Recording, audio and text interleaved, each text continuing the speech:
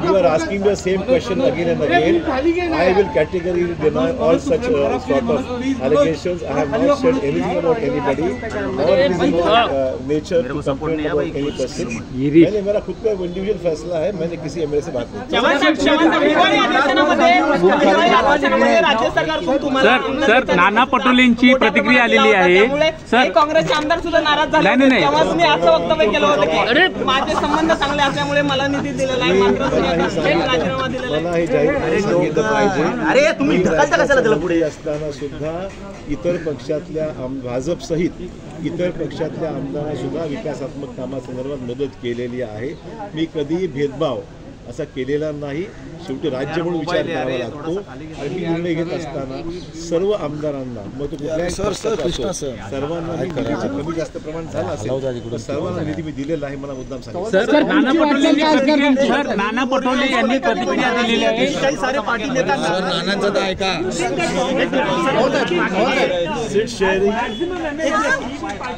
Seat sharing के बारे में जितनी रफ्तार से काम नहीं हो रहा है ये मुझे भी महसूस हो रहा है और इसीलिए निश्चित तौर पर मेरे को अभी बोलने कोई अधिकार नहीं। खाली के ना तरस सब खाली के ना फायदा निश्चित अरे तिकडे नाही भाऊ, मी मध्ये थोडी लागते तिकडे येते मला थोडी सर्वांच्या मध्ये नाना पटोले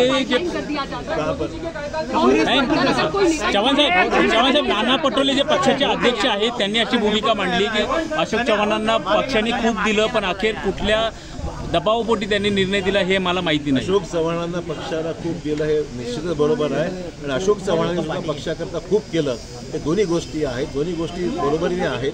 त्यामुळे अशोक चव्हाण हे जिथे राहिले ते प्रामाणिकपणे राहिले हे मला मुद्दाम सांगितलं पाहिजे। पक्षाने मला मोठं केलं आणि मी सुद्धा पक्षाकरता काही कधी कमी केलं नाही मला मुद्दाम सांगितलं। नेत्यांचा मान सन्मान होत नाही काँग्रेसमध्ये, आता काँग्रेस आधीसारखी राहिली नाही असं म्हणावं। मैं किसी भी नेता से मैंने बात नहीं की है। मैं किसी को नेता से बात करने में मेरे को दिलचस्पी इसलिए नहीं कि हर आदमी का एक इंडिविजुअल फैसला होता है। मैं कोई उनके फैसले से मेरी को कोई मेरी कोई इसमें ये नहीं है, इन्वॉल्वमेंट नहीं है। आज मैंने सही बोला,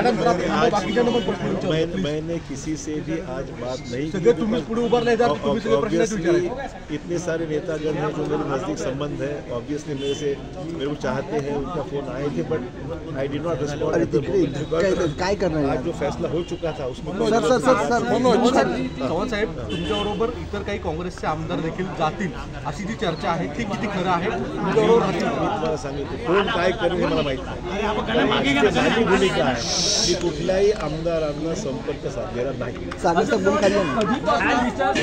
काँग्रेस सोडण्याचा नेमकं तुम्ही या विचारात ओके थँक्यू हर चीज बताएंगे। ओ थँक्यू सर थँक्यू।